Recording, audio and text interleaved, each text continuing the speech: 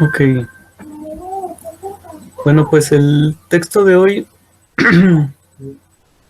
se trata de el tercer texto de Marx de su bachillerato, de su examen para terminar el bachillerato. Es el tercero de tres, es el último de tres que hemos estado viendo. Como habíamos visto, se trata de una serie de tres textos que publicó, bueno, que escribió en el mes de agosto de 1835, cuando él tenía 17 años. Lo que decíamos las sesiones pasadas es que él tiene una educación en casa por parte de su padre, este, que es judío, tiene una ascendencia judía y una educación judía hebrea, hasídica específicamente, y esto influye muchísimo en su ética, ¿no?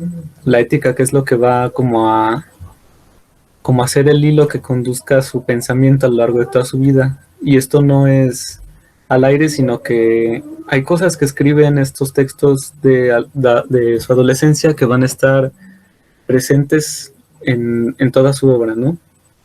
Entonces, estos tres textos, vimos el primero, que es el examen de alemán, que es el más conocido de los tres, se llama Reflexiones de un joven al elegir profesión. Eh, Tenía mucho contenido religioso, mencionaba mucho la religión, mencionaba la idea del propósito de Dios para con los hombres en la tierra, y concluía que un joven debe elegir aquella profesión que pueda hacerles felices a los demás, ¿no? Esta idea también va a estar presente en este texto. Eh, el segundo texto que vimos fue El Principado de Augusto, que fue un texto que escribió en latín, para su examen en latín. Y lo importante de ese texto es la influencia que él tiene de los autores clásicos, ¿no? De los clásicos griegos, los, este, los dramaturgos griegos, ¿no? Y bueno, una de las aportaciones que nos da ese texto es la forma en la que él lee la historia. Es, a pesar de que es el texto más temprano, también es el texto más temprano en cuanto a su visión política, ¿no? Él ahí pone algunos criterios para leer la historia. En el caso del Principado de Augusto decía que lo comparaba, por ejemplo, con el de Nerón, en donde había una lucha entre patricios y plebeyos, algo que también menciona, por ejemplo, en el Manifiesto Comunista, esta lucha de dos grupos contrarios que existía durante el gobierno de Nerón y que, a comparación del de Augusto, desaparece, ¿no? Lo cual para él es lo mejor que hay en el gobierno de Augusto, por eso el Principado de Augusto es superior, y sobre todo porque en ese periodo se eleva la producción de arte y de poesía. Eso es lo que dice en el texto de El Principado de Augusto, que escribe en latín. Y por último tenemos este texto que vamos a analizar un poco, que es el más desconcertante, por decirlo de esta forma, porque es puramente religioso, ¿no? Eh, es desconcertante para los lectores de Marx, y es desconcertante en general porque él hace un estudio teológico de un pasaje bíblico, ¿no? Y eh, es de todos los textos, es uno de los más ignorados. Mencionábamos al principio que en español solamente se había publicado una vez en el año 73 y no se publicó de nuevo sino hasta el año 2018, que la editorial Trota lo publicó en un compilado de textos sobre religión de Marx y Engels.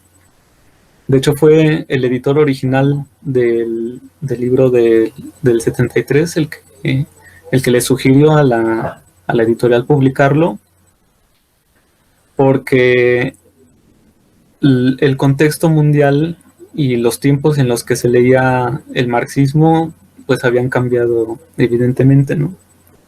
Entonces, una de las cosas que dice el estudio introductorio de este texto, que se llama Sobre la religión,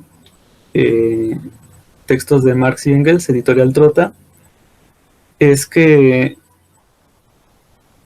en los tiempos nuevos o más recientes, en el siglo XXI, el tema de la religión había estado, eh, no se le había dado la importancia que tiene, ¿no?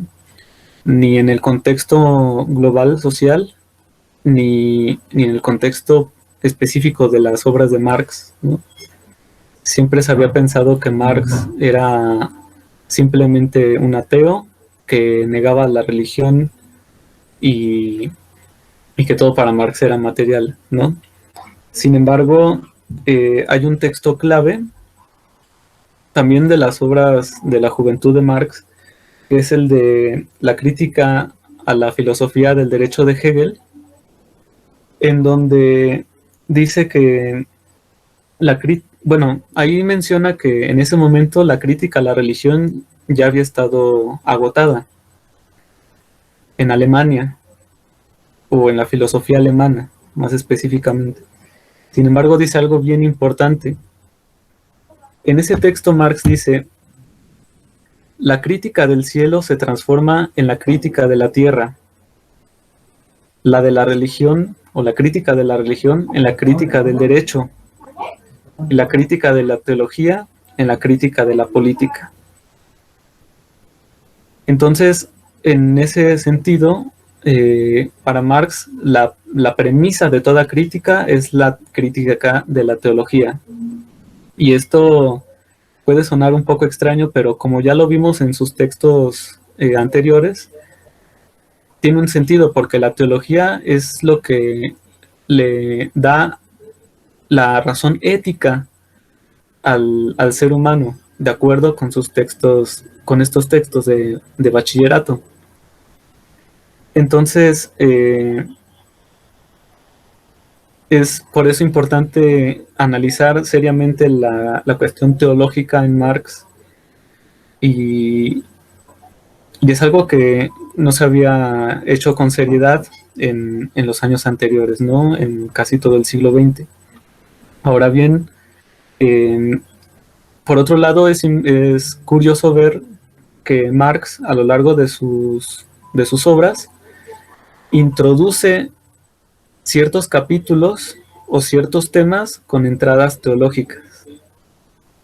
Tan solo el primer tema que vimos, el primer texto sobre un joven reflexionando sobre la carrera que va a estudiar, inicia con una entrada religiosa.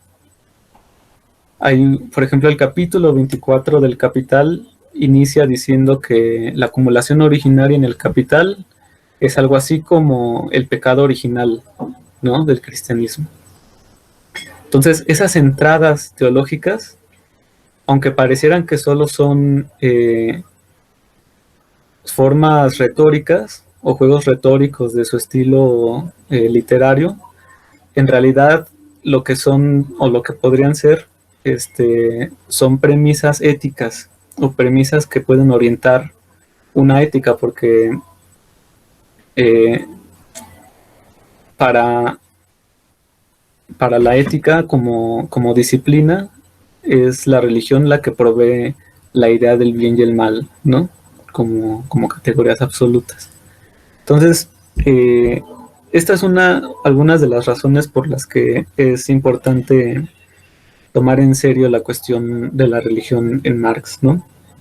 Pues bueno, regresando un poco al texto que nos ocupa hoy, es importante decir que Marx tuvo profesores luteranos en su bachillerato, a pesar de que esta escuela se fundó con jesuitas católicos.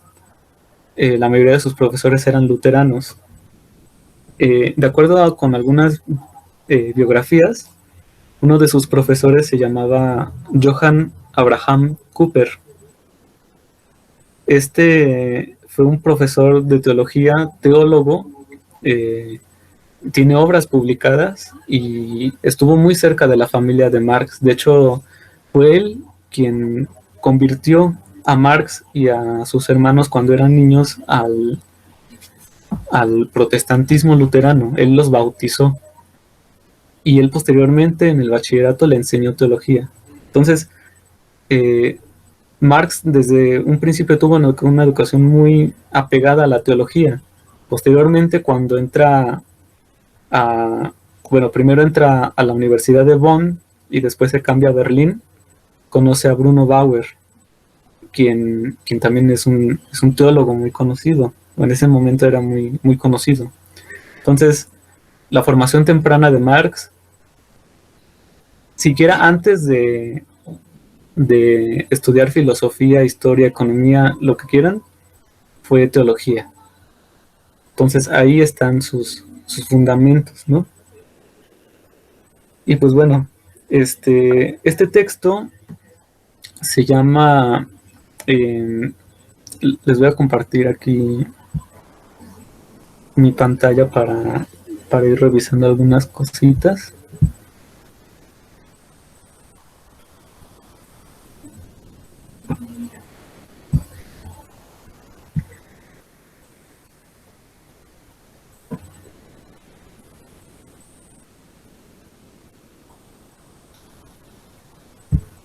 A ver, me dicen si se ve.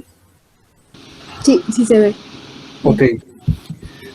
Pues este texto se llama La necesidad de la unión con Cristo, la unión de los creyentes con Cristo según Juan 15, capítulo 15, versículo del 1 al 14, presentada en su fundamento, esencia, en su necesidad incondicional y en sus efectos. Año 1835. Entonces, lo primero que hay que ver es que este es un ensayo, un análisis de una cita bíblica, que es Juan 15, 1-14.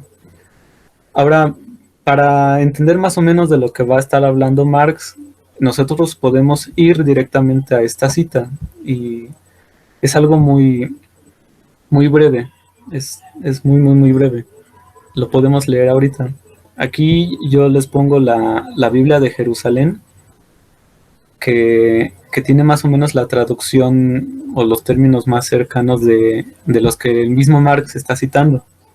Entonces, este capítulo del Evangelio de Juan se trata sobre la relación entre Cristo y sus seguidores, y Cristo lo menciona como una metáfora, como si él fuera una planta de vid, de donde sale el vino, y sus seguidores fueran los sarmientos. Los sarmientos son digamos, las ramitas que se desprenden del tronco y de donde surge la vid, ¿no? Entonces, para checar este pasaje muy rápidamente, aquí lo tenemos, capítulo 15, dice, aquí habla Cristo, ¿no? Dice, yo soy la vid verdadera y mi Padre es el viñador. Todo sarmiento que en mí no da fruto lo corta, y todo el que da fruto lo limpia para que dé más fruto. Vosotros estáis ya limpios gracias a la palabra que os he anunciado. Permaneced en mí como yo en vosotros. Lo mismo que el sarmiento no puede dar fruto por sí mismo, si no pertenece a la vid, permanece en la vid. Así tampoco vosotros, si no permanecéis en mí. Yo soy la vid y vosotros los sarmientos.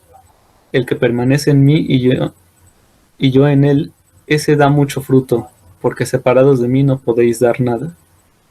Si alguno no permanece en mí, es arrojado fuera como el sarmiento y se seca. Luego los recogen, los echan al fuego y arden. Si permanecéis en mí y mis palabras permanecen en vosotros, pedid lo que queráis y lo conseguiréis. La gloria del Padre está en que deis mucho fruto y seáis mis discípulos. Como el Padre me amó, yo también os he amado a vosotros. Permaneced en mi amor. Si guardáis mis mandamientos, permanecéis en mi amor, como yo he guardado los mandamientos de mi Padre y pertenezco a su amor. Os he dicho esto, para que mi gozo esté en vosotros y vuestro gozo sea colmado. Este es el mandamiento mío, que os améis los unos a los otros como yo os he amado. Nadie tiene mayor amor que el que da su vida por sus amigos. Vosotros sois mis amigos si hacéis lo que yo os mando. Y hasta aquí termina el pasaje que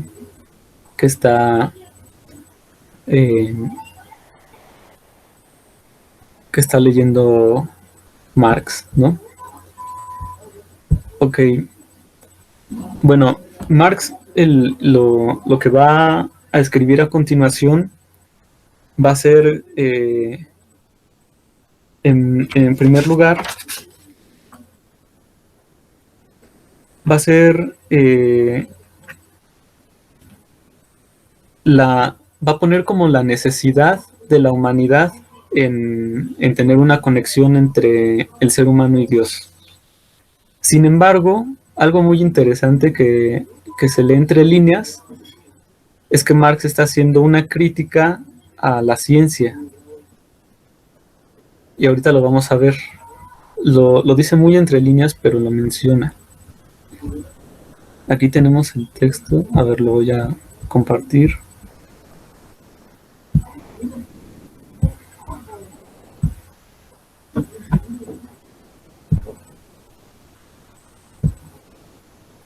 ¿Ya se puede ver?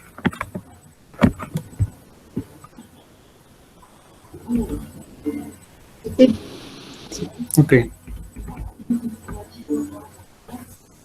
Bueno, de lo que se trata el texto es de abordar el fundamento, la esencia y los efectos de la unión de Cristo con los creyentes. Pero antes de eso, Marx va a exponer la necesidad del ser humano o de la especie humana en unirse con Dios. Lo que va a exponer en la primera parte, en toda la primera página, es, digamos, que el ser humano a lo largo de la historia siempre está buscando algo que les llene y que ese algo es Dios, ¿no? Y pues, por ejemplo, aquí dice, vamos a considerar si esta unión viene exigida por la naturaleza del hombre o si por el contrario el hombre puede conseguir por sí mismo el fin para el que Dios le sacó de la nada. Es decir, el propósito para el que Dios los manda a la tierra, ¿no? Esto también está en el texto de Alemán. Y lo que va a demostrar es esto, que es la naturaleza del hombre la que lo orilla a buscar a Dios, ¿no? Dice, si echamos una mirada a la historia, esa gran maestra de la humanidad, encontramos grabado en ella con cincel de hierro que cada pueblo, una vez alcanzado el máximo grado de madurez, cuando los más preclaros genios han surgido de su seno, cuando su arte despliega todo su esplendor, cuando las ciencias llegan a resolver los enigmas más difíciles, se ha mostrado incapaz, a pesar de todos esos logros, de desprenderse de las cadenas de la superstición, que no ha conseguido una digna y verdadera conceptualización de sí mismo y de la divinidad. Entonces aquí hay una crítica muy sutil a los logros del ser humano, entre ellos está la ciencia, sobre algo que no puede responder, ¿no? Que es el campo de lo divino. Tampoco la moralidad o la moral aparecen libres de extraños apéndices y de innobles coerciones. Se puede decir que hasta sus virtudes fueron más bien producto de una ruda grandeza, de un egoísmo indisciplinario, de un afán de gloria y de acciones audaces, que de una búsqueda de la verdad, de la verdadera perfección. Este sentido de perfección, si recordamos también el primer texto del examen de alemán, es uno de los puntos centrales aquí. La idea de perfección o de superioridad propia o de superación propia, Marx lo ejemplificaba en el primer texto con llegar a hacer algo que le beneficiara a toda la humanidad, ¿no? Y que era algo así como el mandato de Dios. Y en este texto él va a decir algo muy parecido, solo que aquí va a ser con la relación misma con Dios y por lo tanto con sus hermanos, dicen, ¿no? Los que también están en la planta de la vid. Y bueno, para ir avanzando un poco, toda esta parte se encarga de precisamente de eso, de demostrar eh, la necesidad de la unión con Cristo. Por ejemplo, aquí ya lo concluye, ¿no? De esta manera nos enseña la historia de los pueblos, la necesidad de la unión con Cristo. Y parte también al individuo. La naturaleza del hombre encontramos ciertamente en su corazón un destello de divinidad, un entusiasmo por el bien, un ansia de conocimiento, un anhelo de la verdad, pero la llama del apetito apaga los destellos de lo eterno. El entusiasmo por la virtud queda anestesiado por la voz seductora del pecado. Aquí viene algo interesante, que es ridiculizada tan pronto como la vida nos hace sentir todo su poder. El impulso ramplón por los bienes de la tierra reprime el ansia de conocimiento. Esta idea, eh, a pesar de que puede ser muy clara en el Evangelio, tiene que ver mucho con su judaísmo. Como, como platicábamos la sesión antepasada, el judaísmo al que pertenecía la familia de Marx, particularmente su padre, es un judaísmo hasídico, o sea, un tipo de judaísmo que rechazaba lo material, ¿no? Rechazaba las riquezas materiales y que se concentraba demasiado en el estudio de las escrituras, ¿no? Entonces esta idea está muy presente aquí, ¿no? Eh, que los bienes de la tierra reprimen el ansia de conocimiento. Y bueno, un poco más adelante, eh, vuelve a mencionar la necesidad de la unión con Cristo y con los pueblos del mundo. A mí me gustaría resaltar aquí en la página 96 hay hay un pasaje muy importante.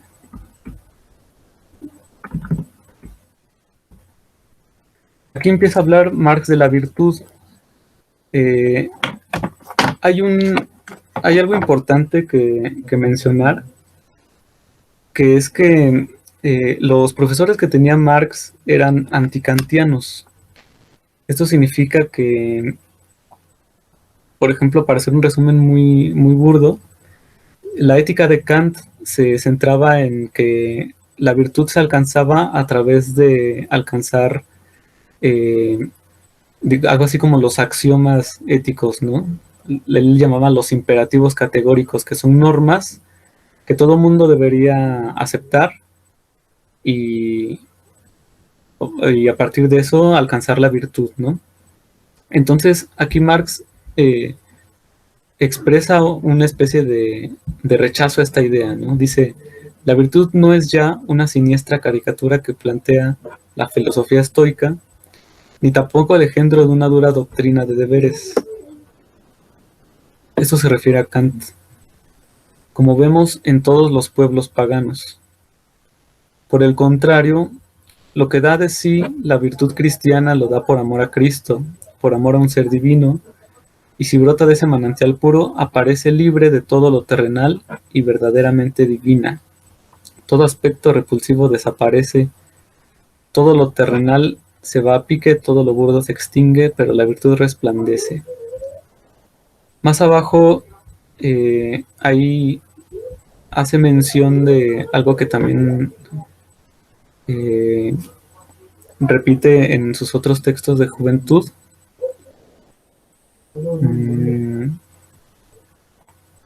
Está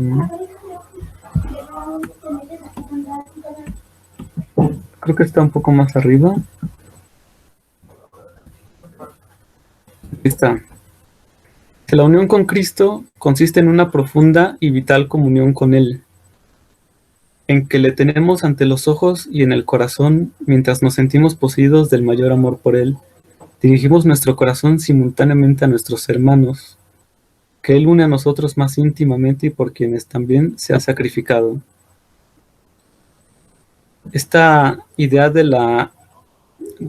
del sacrificio en pos de el bien común y de la unidad, es una metáfora que va a usar después en otros textos posteriores, pero esto también está, al menos está en el primer texto sobre la elección de la profesión.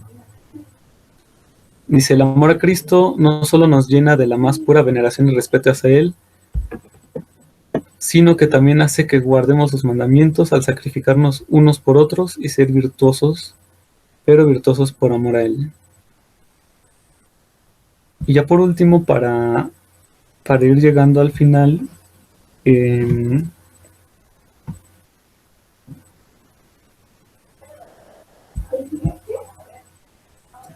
dice, la unión con Cristo nos otorga elevación interior, consuelo en el dolor, sosiego y un corazón que se abre a todo lo humano, todo lo noble, a todo lo grande, y eso no por orgullo ni por vanagloria, sino solo por Cristo. La unión con Cristo nos da en efecto un gozo que en vano intentan atrapar el epicúreo en su frívola filosofía y el pensador más profundo en lo más recóndito del saber, y que solo conoce el alma ingenua y tierna unida a Cristo y por Él. Es la alegría que ensalza y hace más bella la existencia. Aquí está Juan capítulo 15, versículo 11. Y pues bueno, este más o menos sería el examen de religión de Marx. Les reitero, es el texto un poco más desconcertante en general de su obra y en particular de sus textos de juventud, porque no, digamos, los lectores clásicos de Marx no encuentran en este texto alguna pista de sus principios filosóficos o políticos y mucho menos económicos, ¿no? Sin embargo, como lo mencionaba hace ratito, sí hay algunas pistas sobre su ética, porque el discurso teológico que Marx va escribiendo como por guiños, por pequeños destellos a lo largo de su obra, no son textos al azar o no son metáforas al azar, sino que si uno las va uniendo, tejiendo, es todo un discurso ético que inicia desde sus textos de bachillerato, al menos de donde se tiene registro, hasta el día de su muerte, ¿no? Y pues bueno, más o menos esto sería el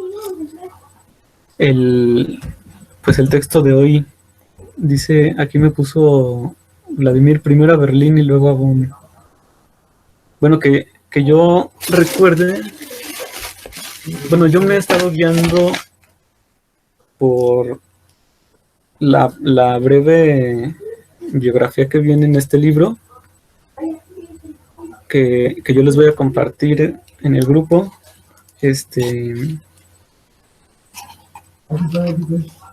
Y según yo, dice, en octubre de 1835 Marx inició sus estudios de Derecho en la Universidad de Bonn y en el verano del 36 se prometió secretamente con su amiga Jenny, etc.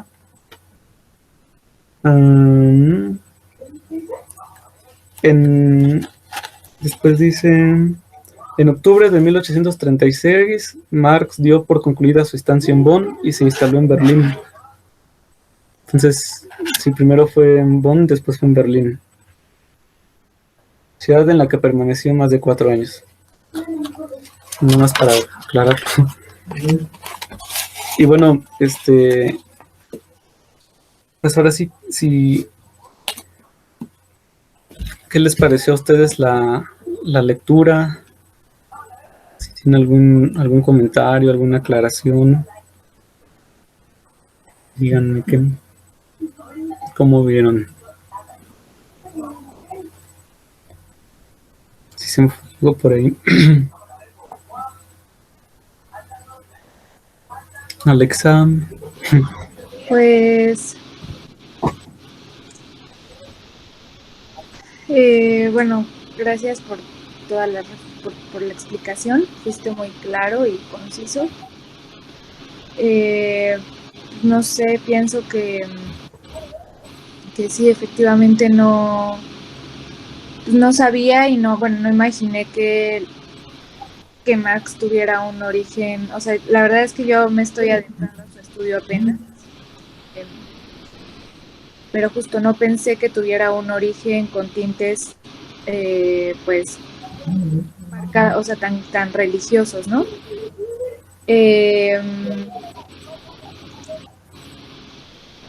Pues sí, el texto estuvo muy cargado de ello, completamente alrededor de esto.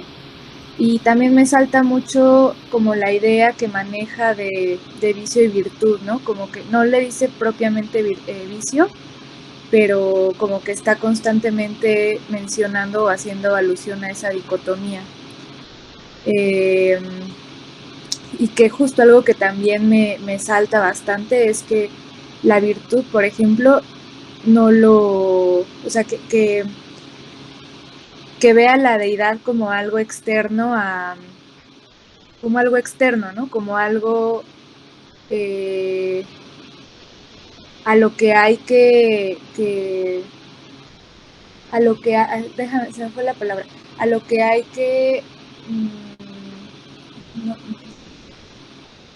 que el trabajo intelectual, el perfeccionamiento moral y tal, se le dedica a una deidad, ¿no? A Cristo. Bueno, Cristo no es deidad, pues, pero a Cristo.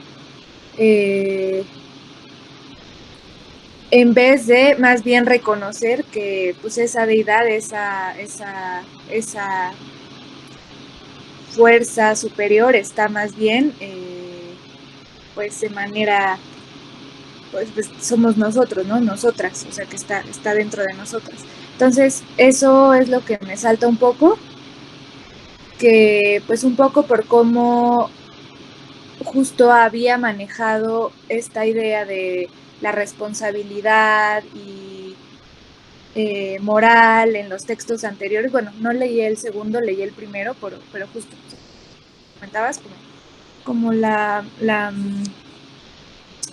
pues el compromiso y la responsabilidad social que se tiene.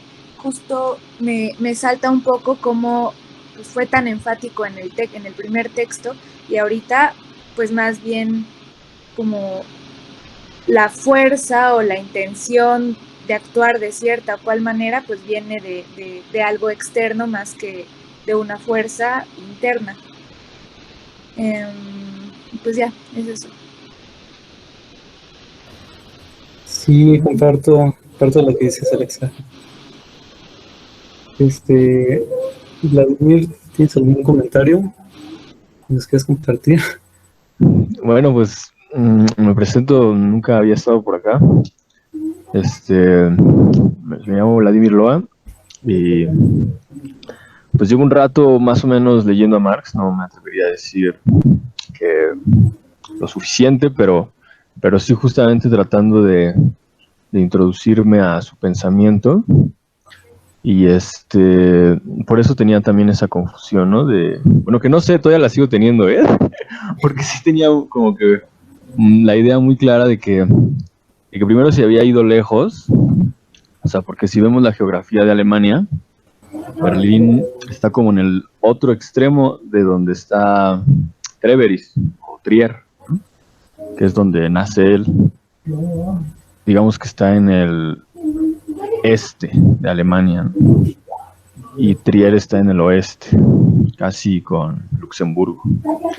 Entonces, bueno, tengo esa idea todavía. Voy a checarlo yo porque, bueno, yo eso lo vi con Merings, con Franz Merings, ¿no? Un socialista camarada de Rosa Luxemburgo, al que una de las hijas de Marx le delega los documentos de su padre para que él haga una biografía, ¿no?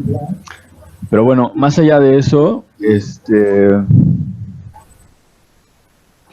pues sí es interesante, como dices tú, bueno, hay cosas que me parecen un tanto polémicas de cómo las mencionas. O sea, más allá de que de por sí el asunto es polémico, como decía la compañera Alexa, no es muy normal, ¿no? Como ver, digamos, esta beta, que además es la beta inicial, ¿no? O sea, ¿qué más importante que el inicio, ¿no? Sí. Pero bueno, o sea, por ejemplo, tú dices que hay un discurso ético.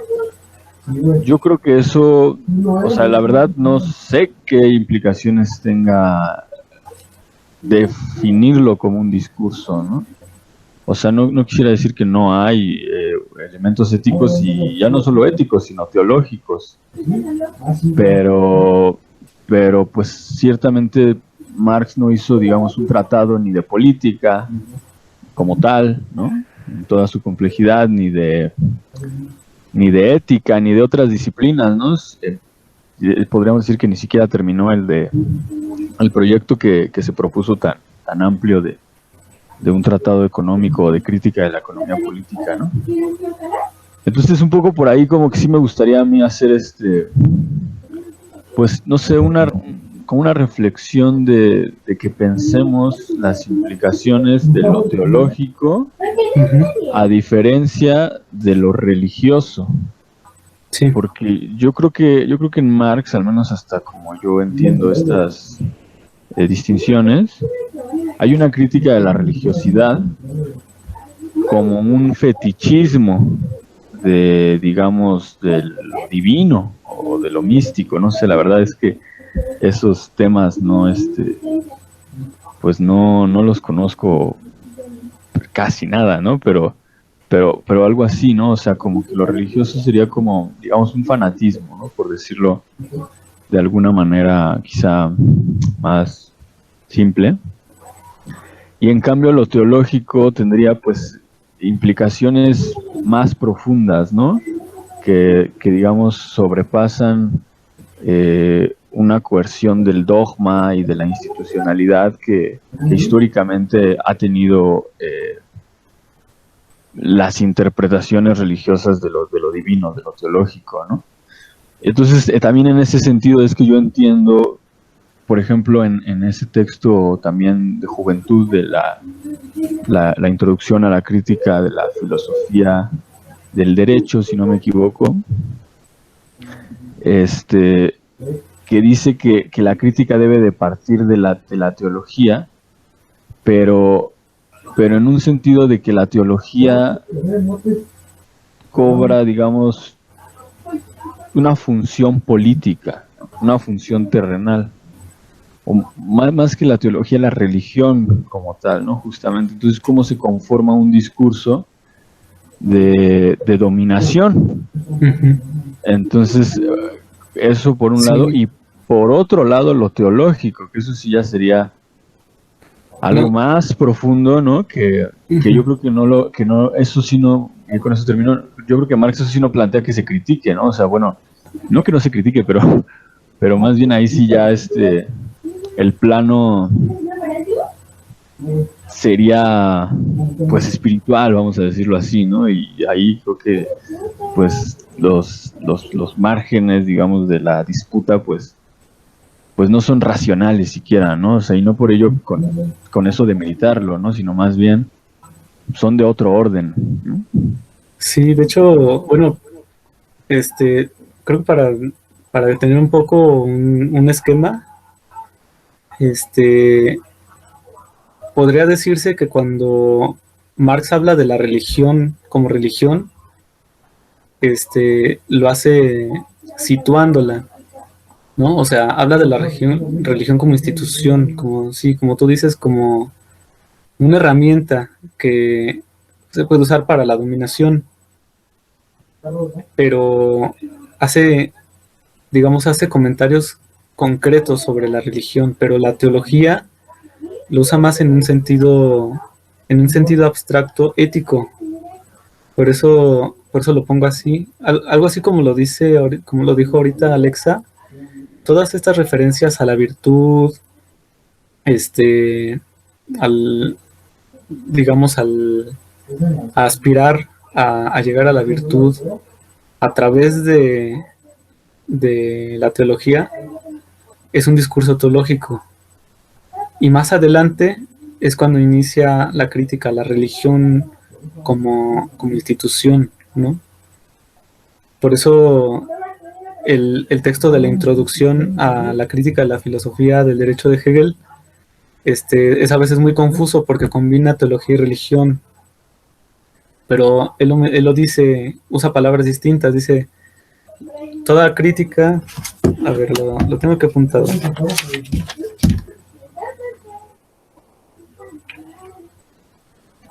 Dice, la crítica de la religión es la premisa de toda crítica.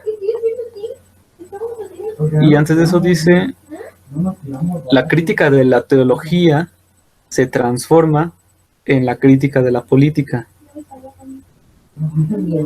O sea, la teología es como es como una entrada ética para aterrizar en lo concreto político. De cualquier forma, esto se va a ir aclarando un poco mientras más se va avanzando en el discurso teológico de Marx. Cuando empieza a hablar, a escribir en la Gaceta Renana, por ejemplo, o en el texto de la cuestión judía, es un poco más fácil distinguir cuando hace crítica de la religión y cuando usa la teología como herramienta de crítica. Entonces, sí es un poco confuso, pero ya en el plano de la acción, en los textos ya se va a diferenciar. Y pues bueno, esto no es un tema acabado, ¿no? También es una interpretación. Ya es la primera vez que yo leo estos textos de juventud, sobre todo los de Augusto, que estaba en latín, y de religión ni siquiera sabía que existían. Y eso me enteré porque recientemente se están publicando textos inéditos a raíz del avance del proyecto del MEGA, que son las obras completas íntegras de Marx y Engels. Algunos editores lo están traduciendo al español. Por ejemplo, la vicepresidencia de Bolivia en el 2018 tradujo unos textos por ahí sobre propiedad comunal. Se tradujeron las cartas desde Argelia de Marx a punto de morir. O sea, textos que nunca se conocieron en el español, ¿no? Y ya que toqué el tema, yo le escribí a un profesor que se llama Boris Inti Chamani, que es un profesor boliviano que tradujo la guía para entender el MEGA, el proyecto de las obras completas. Entonces, si me confirma, la próxima semana hablaríamos de eso, del proyecto de las obras completas de Marx, y pues la importancia que tienen esta nueva visión de Marx, ¿no? Porque hasta hace algunas décadas Marx dejó cuadernos de miles de folios inéditos sin que nadie ha estudiado todavía. O dicho de otra forma, hay un Marx desconocido, ¿no? Y después de 200 años se está conociendo apenas. Entonces es una de las razones también por las que empezamos a hacer este círculo, de conocer esa parte de Marx que se desconoció por casi un siglo, ¿no? Y pues bueno, vamos a ir avanzando sobre la marcha. Pues no sé si tengan algún otro comentario, amigos, alguna sugerencia. Pues no, me parece, bueno, es la primera vez que yo, bueno, soy Alexa, también es la primera vez que estoy en este espacio y pues no, la neta es que lo que yo he estudiado más bien pues está muy lejano de las ciencias sociales, pero creo que pues siempre, o sea, que es importante y necesario siempre tener presente a Marx, entonces, para entender en general el mundo. Pues eso. Entonces, pues, o sea, más bien gracias por abrir este espacio y como permitir que estemos aquí compartiendo y preguntando, y escuchando y opinando, pues quienes están más inmersos en el tema y quienes no lo estamos. Pues eso, en general, la estructura, me pareció bien que empezaras hablándonos del tema y tal, contándonos algunos detalles extras, como un poco desenmarañando y luego pues ya entremos como a un poquito de discusión o lo que pensamos y tal, entonces creo que está bastante bien y bueno, y pues eso, no dejar de, pues es importante, o sea, no había estado en otro grupo, pero pues es importante también no dejar de pensar a Marx como un humano, ¿no? Sí. O sea, que tampoco hay que idolatrar sus obras o Sí, exacto. buscarle la coherencia en todo lo que escribió, porque pues es un humano. Sí, claro. Oye, es que aquí ya hay una discordancia, hay que verlo como lo que es un humano, que hizo Claro. Un genio, pues, pero un humano. Sí. De hecho, justo por eso, igual también lo habíamos visto en sesiones anteriores, que la forma en la que vamos a ir leyendo los textos, pues es situarnos en ese momento, ¿no? No lo vamos a leer, digamos, bajo la lupa de los textos posteriores, porque pues innegablemente va a cambiar, va a decir cosas, se va a contradecir con cosas que dijo antes. De hecho, por ejemplo, o sea, esa es la idea de un autor serio, ¿no? Cuando le preguntaron a Foucault, que dejó un manuscrito del último tomo de la historia de la sexualidad, su editor le dijo que ahí estaba contradiciendo lo que decía en tomos anteriores, ¿no? Y él dijo, pues claro, no trabajé tanto para decir lo mismo. Entonces, pues creo que ahí está el sentido, ¿no? De ir estudiando cronológicamente un autor y situándolo ahí. Y también, como tú dices, no buscarle sentido tal vez donde no lo haya. Y pues leerlo con todo y sus contradicciones, sus errores y demás, ¿no? Pues bueno, pues gracias, gracias por conectarse.